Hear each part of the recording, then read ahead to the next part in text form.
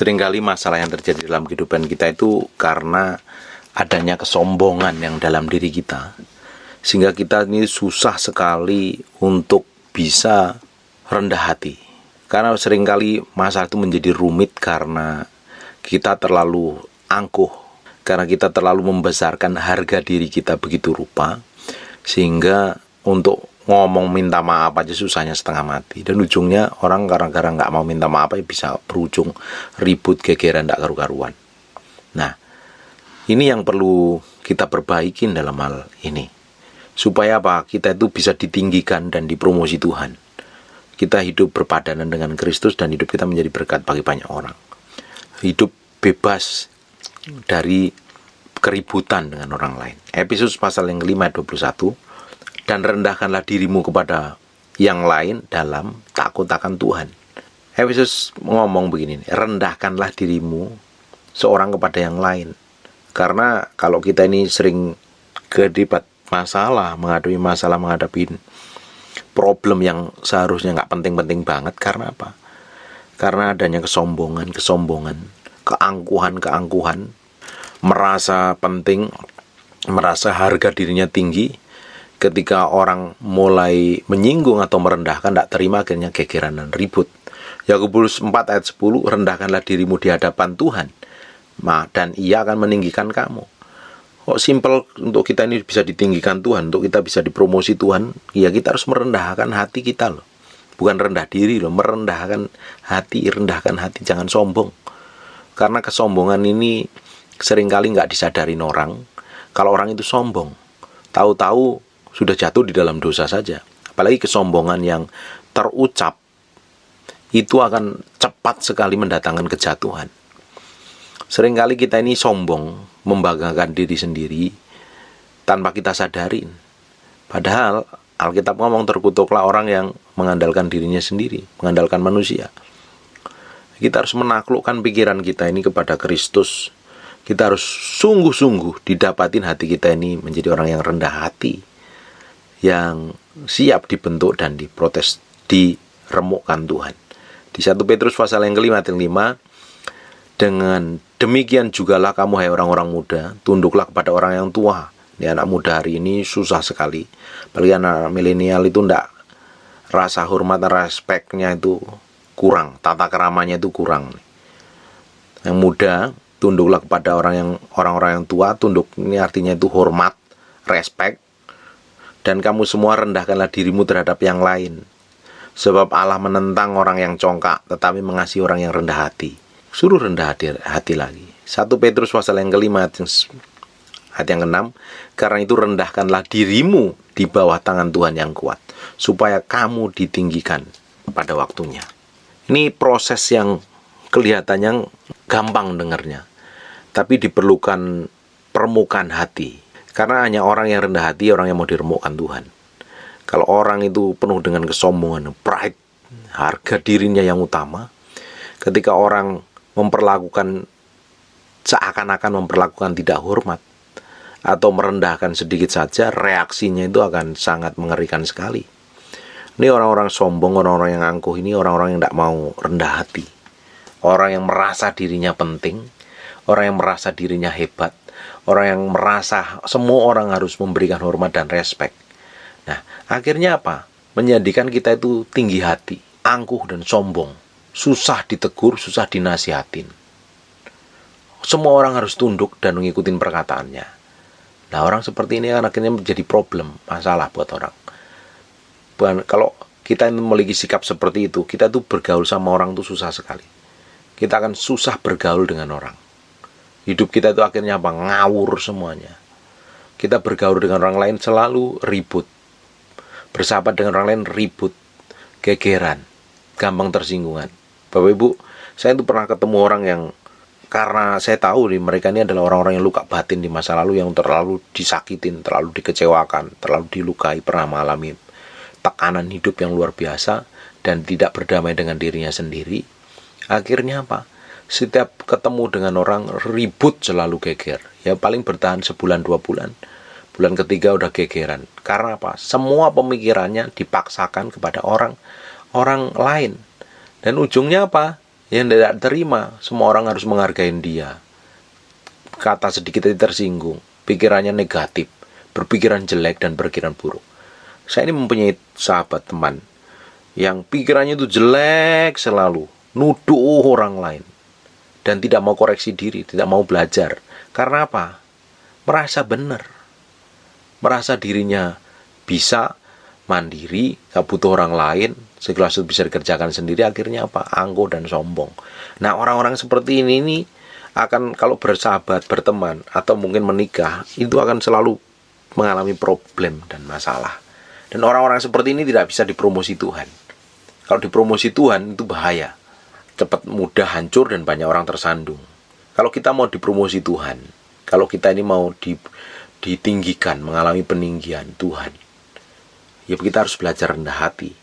Hanya orang yang rendah hati di hadapan Tuhan, hatinya mudah sekali dibentuk untuk bertobat. Orang yang tinggi hati itu seperti Saul tuh. Ketika ditegur marah, dia nggak terima. Tapi orang yang rendah hati seperti Daud. Ketika ditegur dia bertobat, nyari Tuhan. Hatinya itu lembut sekali. Coba cek deh hari ini. Bapak Ibu, kalau ditegur seringkali marah apa enggak? Atau seringkali malah melawan, menyerang balik? Atau kalau tersinggung sedikit aja udah nyerang orang, merendahkan orang lain? Itu tandanya kita menjadi orang yang sombong. Saya juga pernah ngobrol lewat chatting dengan seseorang. Kalau yang semua orang itu mengeluh-ngeluhkan dia, wah dia senang dan bangga. Tapi ketika ada seseorang yang memusuhin dia, dia mencak-mencak marah. Padahal dia adalah seorang hamba Tuhan. Nah, orang-orang seperti ini berbahaya, hatinya belum beres di hadapan Tuhan. Saya selalu mengkoreksi hati saya secara pribadi. Saya ini orangnya koleris, orang yang keras sekali dan keras. Tapi beberapa tahun terakhir ini Tuhan bentuk saya, Tuhan ubah saya begitu rupa. Karena saya tahu tanpa peremukan yang di dalam ini, saya nggak akan menjadi orang yang berkenan di hadapan Tuhan. Makanya saya izinkan Tuhan tuh benar-benar meremukkan saya. Nggak enak bener, rasanya nggak enak banget. Direndahkan kita. Kalau kita mau rendah hati, ya memiliki kerendahan hati, ya kita harus siap direndahkan orang lain. Tanpa membalas, tanpa bereaksi, malah bersyukur, berdoa di hadapan Tuhan. Kalau kita mau jadi orang yang tidak sombong, kita harus diproses Tuhan, minta Tuhan proses dan izinkan. Orang pasti nanti akan dibawa ke dalam proses peremukan. Ada orang-orang yang dipakai Tuhan untuk merendahkan, seakan-akan dalam tanda kutip merendahkan, menghina. Nah, itu sebagai proses. Kalau kita ini menang dalam hal ini, Tuhan siap promosi kita. Tuhan siap pakai kita dalam hal-hal yang ajaib di masa yang akan datang. Makanya nih hati ini penting sekali ini. Alkitab Amsal ngomong, jagalah hatimu dengan segala kewaspadaan, sebab dari sana terpancar kehidupan. Menjaga hati kita ini tidak gampang. Menjaga hati kita itu tidak mudah. Nah, untuk hati kita ini benar di hadapan Tuhan, Tuhan akan bawa dalam perjalanan yang semua orang harus alami ini. Kita semua harus mengalami proses peremukan, supaya kita didapati menjadi pribadi yang rendah hati. Bukan rendah diri loh ya, rendah hati. Tidak sombong, tidak angkuh, tidak sok-sokan. Tapi orang yang rendah hati itu gampang ditegur, gampang dinasihatin. Kalau orang salah, kalau orang lain menasihatin kita, dengerin saja, tidak usah protes. Kalau kita salah ya bertobat. Kalau kita benar, jadikan didikan, jadikan pelajaran. Orang yang rendah hati itu akan belajar dengan kejadian-kejadian yang ada untuk lebih mawas diri, untuk lebih bisa takluk dan tunduk seperti apa yang Tuhan mau. Bapak Ibu dengar ini gampang, tapi Bapak Ibu akan mengalami proses ini dalam hari-hari, bisa belajar, terus disempurnakan seperti Kristus. Salah satu ciri orang yang rendah hati adalah mudah sekali memaafkan, mudah sekali ngomong I'm sorry. Seringkali kita untuk meminta maaf aja berat sekali, apalagi orang yang pernah luka batin, sakit hati. mau maaf, sorry, berat sekali rasanya. Harga dirinya itu merasa yang paling dipuja-puja dan diagungkan. Kalau banyak orang tanpa sadar harga dirinya menjadi Tuhannya. Makanya kalau tersinggung sedikit ngamuk, marah-marah, cerit-ceritan, histeris. Kalau orang dunia lapor polisi, bikin laporan, pencemaran nama baik. Emang kadang sekali-kali kita tuh harus perlu diremukkan nama kita itu di hadapan oleh orang supaya kita itu benar-benar didapati hati kita murni. Bapak Ibu, kalau dalam hati kita itu udah baik, apa yang kita jalani, apa yang kita hidup itu sudah baik, otomatis nama kita itu udah baik. Karena nama baik itu tercermin dari sikap, perbuatan, dan kelakuannya hari-harinya. Mau orang mencemarkan apapun juga, mau menjelekkan, mau mencemarkan, mau merendahkan kayak apapun juga, mau memaki atau menghina nama kita, tapi karena perbuatan dan tingkah laku kita ini benar dan baik, orang bisa menikmatin kok.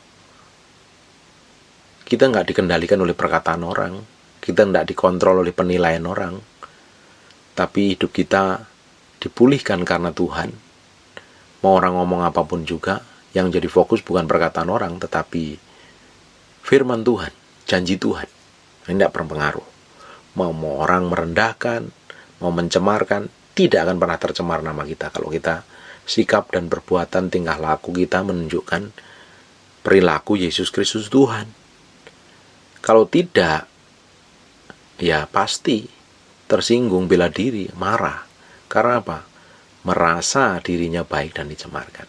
Kita itu kadang sekali-kali itu perlu mempersilahkan Tuhan itu membentuk kita. Benar-benar sekali-kali ngomong, Tuhan, koreksilah hati saya ini seperti apa. Selidiki aku, ujilah aku. Nggak gampang itu. Tapi ketika benar-benar Tuhan proses dan uji dan menyelidiki, Tuhan pasti akan ambil semua yang jahat dari kita. Apa hari ini?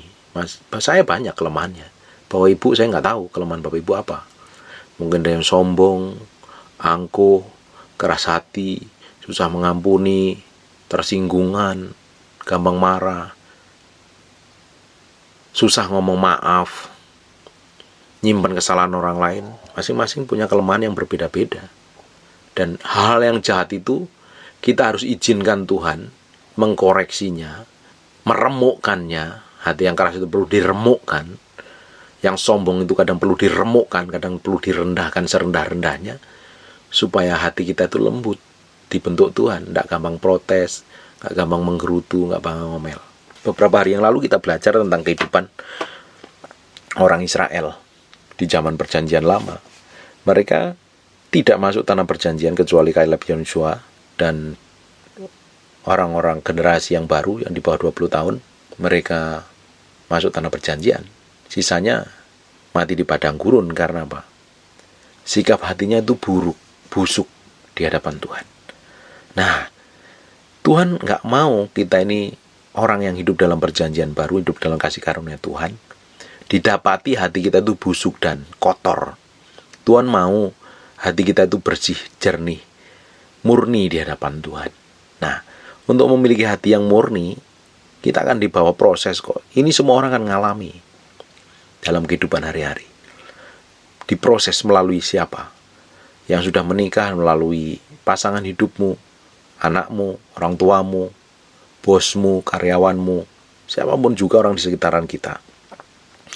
Kalau Tuhan sedang bentuk dan proses, kita diperhadapkan dengan hal situasi yang buruk, perlakuan buruk orang lain, atau hal apapun juga, sebenarnya kita sedang mengalami proses peremukan yang dari Tuhan. Hanya orang-orang yang remuk hati itu bisa rendah hati di hadapan Tuhan. Orang yang sudah diremukkan itu pasti memiliki kerendahan hati di hadapan Tuhan. Tapi kalau orang yang belum diremukkan dan merasa diremukkan, dia akan menjadi orang yang sombong sekali. Coba cek saja hari ini. Kalau ada orang merendahkan kita, apa reaksi kita? Kita ini sudah diremukkan Tuhan, atau malah kita membangun benteng, kubu kekuatan, menunjukkan bahwa kita ini hebat dan benar, dan kita akan serang orang lain ketika yang merendahkan. Coba cek saja, ketika orang komentar buruk tentang kita, Apa reaksi kita? Apa kita serang balik? Dulu kalau netizen ngomongnya jelek sama saya komentar balik. Sekarang saya tonton aja. Orang hidup kita nggak ditentukan oleh perkataan orang lain kok. Hidup kita ditentukan oleh janji Tuhan dalam hidup kita. Hidup kita nggak dikontrol oleh perkataan orang, nggak ditentukan perkataan orang. Hidup kita ditentukan oleh firman Tuhan. Kalau ada orang ngomong jelek, komentar negatif, berlaku buruk, bersikap buruk, jadikan itu pelajaran proses. Jangan-jangan Tuhan memang sedang meremukkan melalui orang-orang tersebut. Karena Tuhan punya tujuan dalam setiap kejadian yang terjadi dalam hidup kita. Tujuannya satu, mendapatin hati kita ini menjadi orang yang rendah hati dan benar di hadapan Tuhan. Orang yang rendah hati itu mau dibentuk di proses, tidak gampang komplain, tidak gampang menggerutu dan ngomel. Selamat menikmati proses Tuhan dan permukaan Tuhan. Ketika kita lulus dalam proses permukaan Tuhan, ada promosi di depan, ada peninggian Tuhan yang Tuhan sediakan, dan tentunya nama Tuhan yang dipermuliakan. Amin. God bless you.